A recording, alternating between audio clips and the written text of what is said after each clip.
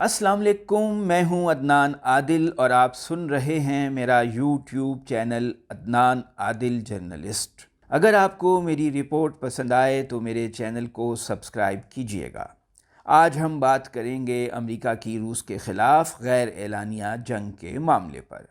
امریکی سامراج چین اور روس کو اپنے دو بڑے حریف سمجھتا ہے۔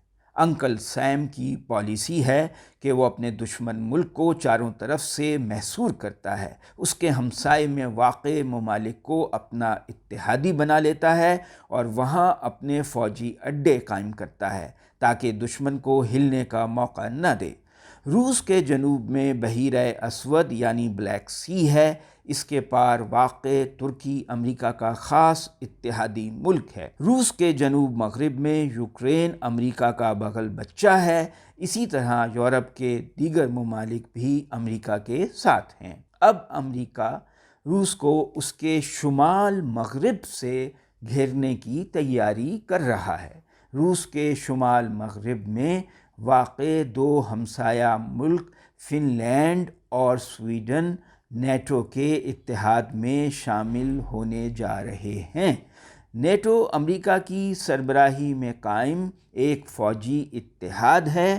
کمیونسٹ روس یعنی سوویت یونین کے خلاف بند باندھنے کے لیے امریکہ نے یہ اتحاد 1949 میں بنایا تھا۔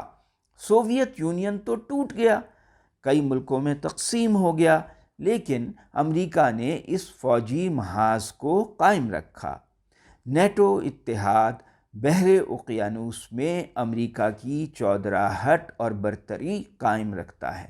اس کے ذریعے وہ پورے یورپ کو کنٹرول کرتا ہے۔ امریکہ اور یورپ کے لوگ ایک ہی نسل سے تعلق رکھتے ہیں، دونوں ایک طرح سے جڑواں بھائی ہیں جن کے بنیادی مفادات مشترک ہیں۔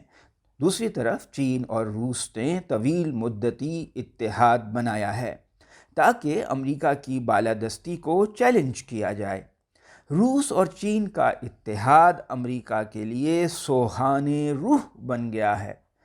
چین کے عروج کے بعد امریکہ کو فکر لاحق ہے کہ دنیا میں اس کا اثر و رسوخ کم ہوتا جا رہا ہے۔ وہ اب دنیا کی واحد سپر پاور کا رتبہ کھونے لگا ہے۔ صدر جو بائیڈن نے حکومت سنبھالتے ہی سر توڑ کوششیں شروع کر دی تھیں کہ امریکہ کی دنیا میں برتری کو کسی نہ کسی طرح برقرار رکھا جائے۔ خاصے عرصے سے امریکہ نے روس کے قریب واقع ملک پولینڈ میں بھی اپنے فوجی اڈے بنائے ہیں اور اس ملک کو جدید ترین ہتھیاروں سے لیس کیا ہے۔ امریکہ نے روس کی سرحد پر واقع یوکرین کو جدید ہتھیار فراہم کیے، فوجی تربیت دی۔ برطانیہ امریکہ کا بڑا اتحادی اور بچہ جمہوریہ ہے۔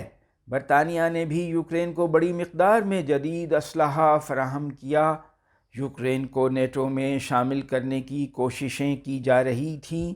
اس پر ماسکو کے حکمران مشتعل ہو گئے کہ اس کی سرحد پر بیلسٹک میزائل لگائے جائیں گے اور جنگی طیارے کھڑے کر دیے جائیں گے۔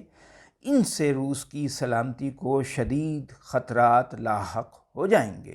ماسکو نے یوکرین سے ضمانت مانگی کہ وہ نیٹو میں شامل نہیں ہوگا، لیکن یوکرین نے یہ گارنٹی دینے سے انکار کر دیا۔ امریکہ اس کو شہ دے رہا تھا اور اس کی مدد کر رہا تھا۔ بالآخر ماسکو کے حکمرانوں نے 3 ماہ پہلے فروری میں یوکرین میں اپنی فوجیں داخل کر دی۔ جوابی کارروائی کرتے ہوئے امریکہ اور یورپ نے روس پر سخت ترین معاشی اور تجارتی پابندیاں عائد کیں۔ ماسکو سے ہر قسم کا تعاون ختم کر دیا۔ دنیا کے بین الاقوامی بینکنگ نظام پر امریکہ کی اجارہ داری ہے۔ وہ کسی ملک پر پابندیاں لگا کر اس کی عالمی تجارت مفلوج کر دیتا ہے۔ امریکہ اور یورپی ممالک یوکرین کو ہر قسم کا اسلحہ فراہم کر رہے ہیں تاکہ روس وہاں اپنے مقاصد میں کامیاب نہ ہو۔ میڈیا کے ذریعے روس کے خلاف یک طرفہ پروپیگنڈا کیا جا رہا ہے۔ امریکہ چاہتا ہے کہ روس طویل عرصے تک یوکرین کی جنگ میں پھنسا رہے تاکہ اس کی معیشت کمزور ہو جائے، روسی عوام صدر پیوٹن سے باغی ہو جائیں۔ یوکرین کا تو صرف نام ہے، اصل میں امریکہ اور یورپ اس کے ذریعے روس کے خلاف جنگ لڑ رہے ہیں۔ امریکہ نے صرف یوکرین کی جنگ پر اکتفا نہیں کیا، اس نے روس کے شمال مغرب میں واقع ہمسایہ ملک فن لینڈ اور سویڈن کو بھی تھپکی دے دی ہے۔ فن لینڈ کی روس کے ساتھ 1300 کلومیٹر طویل سرحد لگتی ہے۔ امریکہ فن لینڈ کو روس کے خلاف F-35 جنگی جہاز فراہم کر رہا ہے۔ یہ امریکہ کے جدید ترین جنگی طیارے ہیں جنہیں ریڈار پکڑ نہیں سکتا۔ روس کے صدر پیوٹن نے بار بار فن لینڈ اور سویڈن کو خبردار کیا کہ وہ نیٹو میں شامل نہ ہوں۔ یہ روس کی سلامتی کے لیے ٹھیک نہیں، لیکن دونوں ملک اپنے فیصلے پر ڈٹے ہوئے ہیں۔ سویڈن تو وہ ملک ہے جو 2 صدیوں تک غیر جانبدار رہا۔ کمیونزم کے زمانے میں بھی وہ نیٹو کا حصہ نہیں تھا۔ دوسری طرف ترکی بھی سویڈن اور فن لینڈ کو نیٹو میں شامل کرنے کا سخت مخالف ہے، کیونکہ یہ دونوں ممالک ترکی میں علیحدگی پسند مسلح تنظیمیں جو کردوں نے بنائی ہیں ان کی مدد کرتے ہیں۔ امریکی سامراج نے روس کو ایک ہوا بنا کر پیش کر دیا ہے تاکہ یورپ کو کھربوں ڈالر کا اسلحہ بیچ سکے، اور ساتھ ہی ساتھ چین اور روس کے اتحاد کو محدود کر دے۔ امریکہ کی خواہش ہے کہ روس پر اتنا دباؤ ڈالا جائے کہ وہ اس کے سامنے گھٹنے ٹیک دے اور چین سے فاصلہ اختیار کر لے، امریکی کیمپ میں شامل ہو جائے۔ تاہم روس کے عوام قوم پرست ہیں اور اپنے ملک کو امریکہ کی طفیلی ریاست کے طور پر نہیں دیکھنا چاہتے۔